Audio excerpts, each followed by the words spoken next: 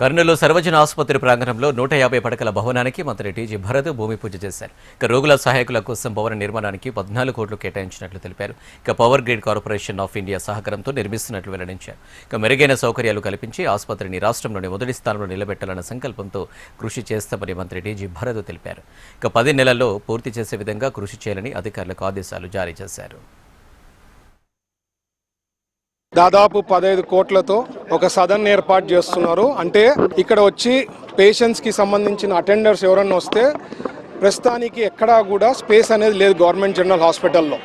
వాళ్ళు కారిడార్స్లోనో లేకపోతే వాళ్ళ పక్క బెడ్ల పక్కనో చాలా ఇన్కన్వీనియంట్ ఉంటుంది పేషెంట్స్కి. ఆల్రెడీ వాళ్ళు ఒక డిసీజ్తోనో లేకపోతే ఏదైనా ప్రాబ్లంతో వచ్చి అడ్మిట్ అయింటారు. వాళ్ళకి సహకారం కొద్ది ప్రాబ్లం ఉంటుందన్నమాట. దానికోసం ఈ సదన్ అనేది పవర్ గ్రిడ్ కార్పొరేషన్ వాళ్ళు సిఎస్ఆర్ ఫండ్స్ కింద 15 కోట్లతో ఈరోజు ఫౌండేషన్ వేయడం జరిగింది. దగ్గర 10 monthsలో కంప్లీట్ చేస్తారని అయితే నాకు మాట ఇవ్వడం జరిగింది.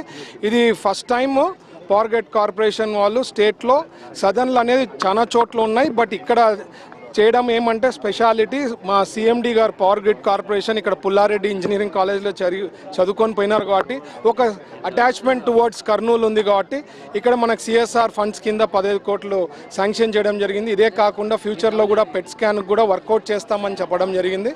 సో ఐఎమ్ సో హ్యాపీ అండి. ఇదంతా కూడా ఒక మంచి లీడర్. నేను ఎప్పుడు అనేది అదే, చంద్రబాబు గారు లాంటి లీడర్షిప్ ఉంటే ఎన్నో positive things are going to happen. మీరు ఎన్నోసార్లు సార్ కూడా చెప్పారు, ఇదే టీము ఇదే ఎంప్లాయీస్ గవర్నమెంట్ ఎంప్లాయీస్ అందరూ వాళ్ళే ఉంటారు. బట్ 19 to 24లో ఏం పరిస్థితి ఉన్నది మీ అందరికీ తెలుసు.